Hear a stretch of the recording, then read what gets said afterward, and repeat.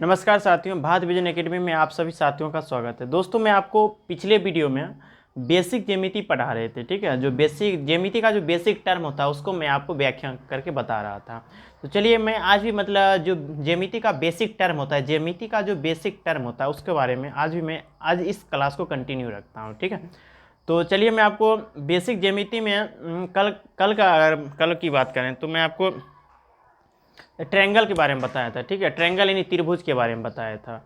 और तो चलिए, मतलब आपको त्रिभुज के बारे में जो बेसिक ट्रायंगल के बारे में जानना चाहिए, त्रिभुज के बारे में। उसके 3 सीट्स होते हैं, 3 मतलब वर्टेक्स जो बताए थे, 3 साइड्स होते हैं, 3 एंगल्स होता है। और ट्रायंगल किसे कहते हैं? जब 3 नॉन कोलिनियर पॉइंट को मिलाया जाता है तो एक ट्रायंगल का निर्माण होता है, एक त्रिभुज का निर्माण होता था। तो ये सारे बात कल हो चुका था, ठीक है। चलिए, आप देख लेते हैं टाइप्स ऑफ ट्रायंगल। ट्रायंगल को कितने भाग में बांटा गया? साइड्स के अकॉर्डिंग यानी भुजा के अनुसार, और एंगल के अकॉर्डिंग यानी कोण के अनुसार, ठीक है। त्रिभुज का टाइप्स ऑफ ट्रायंगल भुजा के अनुसार कितने भागों में बांटा गया है, और एंगल के कोण के अनुसार त्रिभुज को कितने भागों में बांटा गया है, ठीक है। चलिए, पहले हम भुजा के अनुसार देख लेते हैं त्रिभुज को कितने भागों में बांटा गया है, ठीक है। यानी त्रिभुज का हो जाएगा त्रिभुज का प्रकार, इसको बोल सकते हैं टाइप्स ऑफ ट्रायंगल, ठीक है। त्रिभुज का प्रकार, टाइप्स ऑफ ट्रायंगल। दोस्तों, भुजा के अनुसार त्रिभुज को 3 भागों में बांटा गया।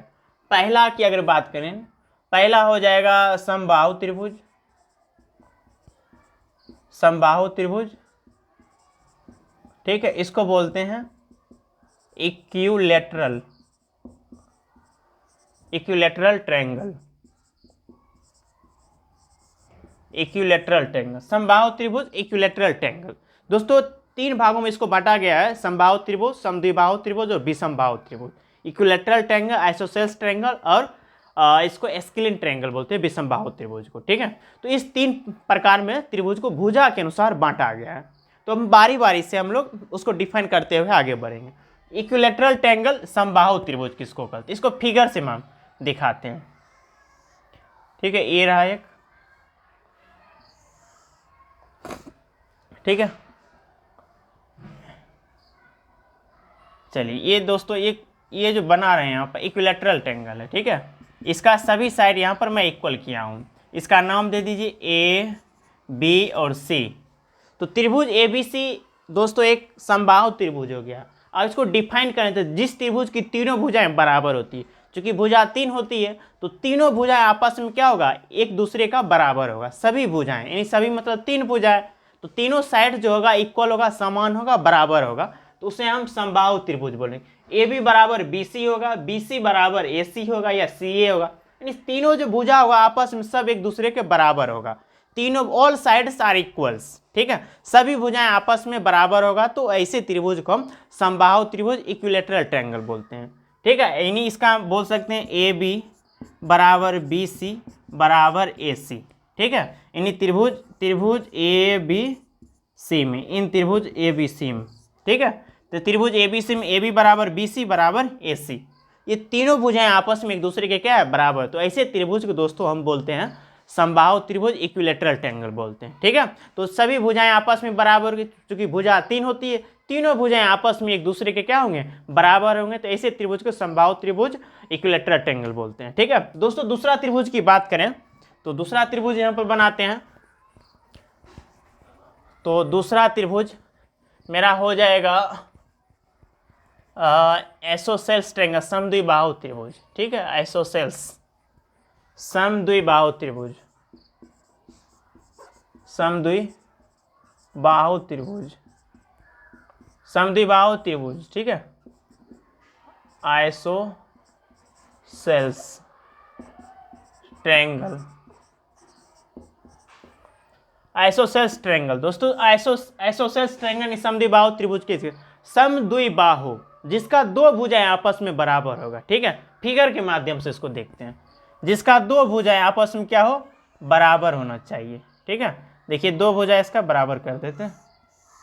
ऐसे ही तो लग रहा है तीनों भुजाएं बार, थोड़ा इसको बढ़ा दीजिए,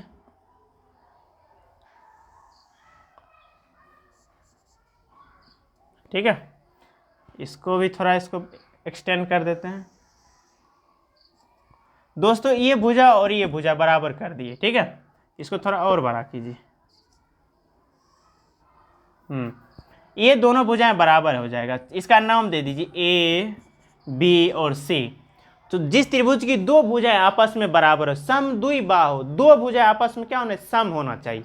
समद्विबाहु, दो मतलब सम मतलब बराबर, दो मतलब दो, जिसका दो भुजा, दो sides are equals is called isosceles triangle या समद्विबाहु त्रिभुज बोलते हैं, ठीक है। जिस त्रिभुज के दो भुजाएं आपस में बराबर हो उसे समद्विबाहु त्रिभुज कहते हैं। यानी इस त्रिभुज में हो जाएगा ए बी बराबर ए सी, ठीक है। ए बी बराबर ए सी इन ट्रायंगल किस में, in triangle A B C में।